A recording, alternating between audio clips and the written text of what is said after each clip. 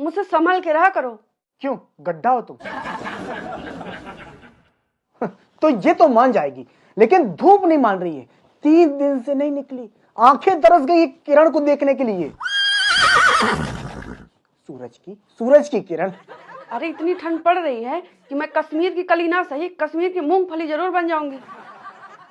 बिस्तर से उठने का मन ही नहीं करता है। ऐसा लगता है दिन भर रजाई के अंदर घुसे रहो।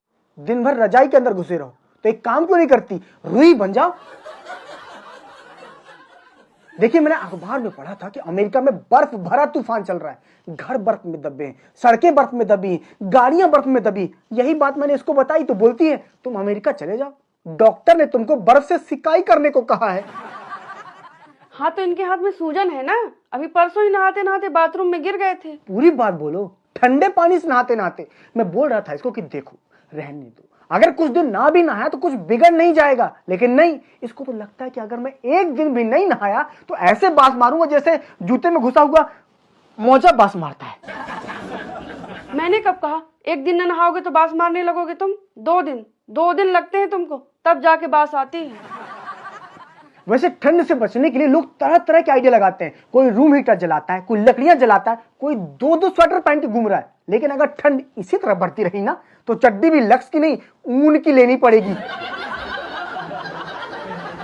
वैसे हमारा एक दोस्त है, उसने बताया कि ऊन की तो नहीं, लेकिन वो चड्डियां 2 पहनता है आजकल, यानी कि परत के ऊपर परत। मैं तो ये सोच रही हूँ कि गर्मियों में लोग ठंडी जगहों में घूमने जाते हैं, जैसे शिमला, श्रीनगर, तो ठंडी में कौन सी जगह घूमने जाते हैं?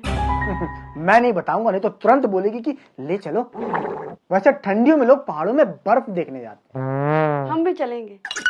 देखिए, मुझे ये समझ में नहीं आता कि जो लोग ठंडियों में अपने घर में एक कमरे से दूसरे कमरे में नहीं जाते, वो ठंडियों में घूमने के लिए और ठंडी जगहों में जाते हैं।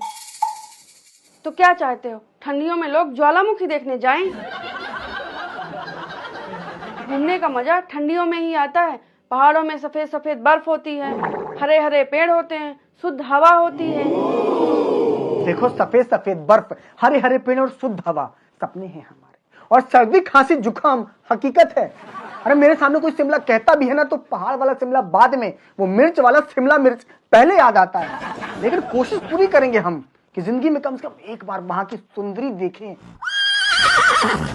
मतलब वहां की सुंदरता देखें अपनी सुंदरी के साथ। वैसे ठंडियों में लोग चाय ज्यादा पीने लगते हैं। मैं भी यही वाली लाइन बोलने वाला था, बस उसमें चाय नहीं थी। ठंडियां आते ही लोग ज्यादा पीने लग जाते हैं। और क्या, कल शाम को मैं गाड़ी से जा रहा था, बगल में दारू का ठेका था। इतनी भीड़ थी वहां कि अगर मैं पहले नहीं जाता तो फंस जाता। नहीं, ठेके के बगल में समोसे की दुकान भी है तो मैं समोसे खाने गया था। अच्छा, समोसे कढ़ाई से निकल रहे थे कि बोतल से? मेरे समोसे तो कढ़ाई से निकल रहे थे, लेकिन ठंड के मारे मैं स्वेटर जैकेट पहनने के बाद भी कांप रहा था। लेकिन जो लोग ठेके के सामने खड़े थे, कोई टी शर्ट में था, कोई बनियान में था।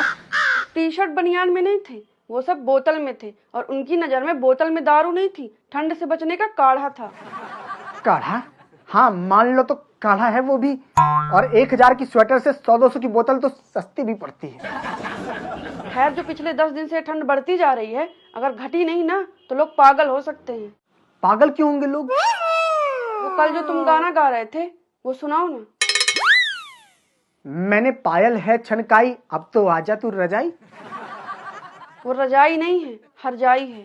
ठीक है, तो कोई बात नहीं, मैं ठंड के हिसाब से गा रहा था, हरजाई की जगह रजाई। अब करें तो करें क्या? गर्मी के मौसम से तो कूलर बचा लेता है, एसी बचा लेता है, लेकिन ठंड के मौसम में जब ठंड बढ़ती है ना तो स्वेटर भी कहती है अबे मेरे ऊपर से भी कुछ पहन ले, मैं भेड़ के ऊन से बनी हूँ, भेड़ नहीं हूँ। हाँ, तो इस कश्मीरी ठंड में अंदर से आवाज आती है कि हे भगवान, अगले जन्म मोहे भेड़ ही की जाओ। देखो, अगर पार्लर न जाओ ना तुम तो भेड़ तो वैसे भी बन जाओ।